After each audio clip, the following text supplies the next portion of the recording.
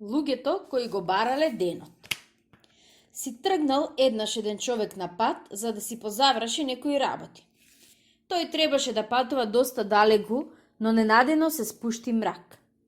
Тој забележа една кукичка покрај патот и тргна кон светлината. Чукна на вратата и замоли да го примат да ја мине ноќта. Домакините го пуштија внатре, му дадоа да јаде и да пие, трудејќи се колку што можат да му угодат. Но веднаш по вечерата целото семејство се раздвижи и почна да се подготвува за пат.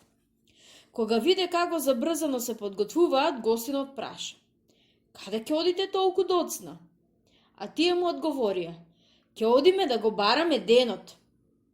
Гостинот се изненади и, не знаејќи што да каже, почна да зјапа во домакинот и домакинката. Кога подготовките за пат најпосле беа завршени, сите зедоа по една празна вреќа и на врат нанос истрчаа од куќата.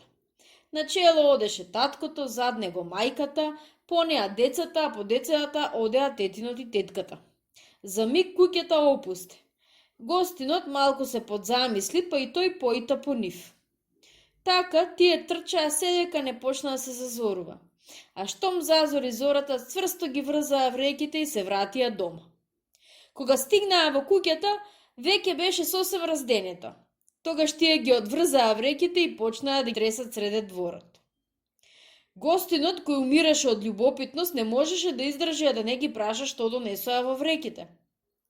"Го донесовме денот," му одговорија. "Зар не ти кажавме дека одиме да го бараме?" Гостинот заврете со главата, на брзина се поздрави со нив и си тргна да си оди.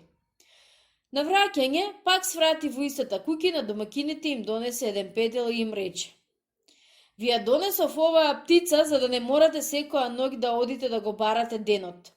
Тој ќе ви го донесе денот право дома, па не треба да се заморувате толку многу. Сместете го на некое повисоко место. Кога ќе запее прв пат, значи дека денот е уште далеку. Кога ќе запее втор пат, значи дека денот е блиску. А кога ќе запее трет пат, значи дека денот е веќе тука. Оваа птица се вика Петел."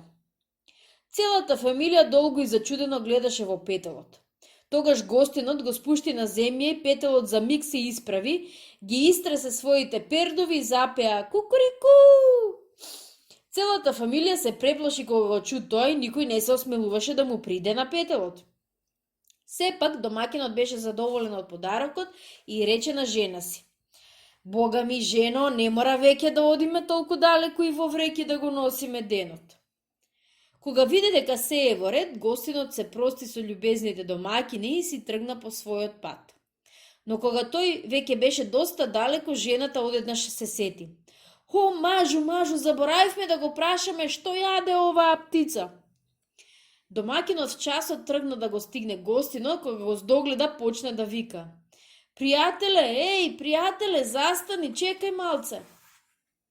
Патникот го чу и застана.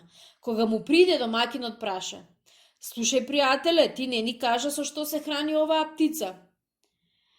А патникот, на кого веќе сето тоа му здодеа, намерно одговори: "Па се храни со се јаде." Домакинот без збор се сврте и отрча дома.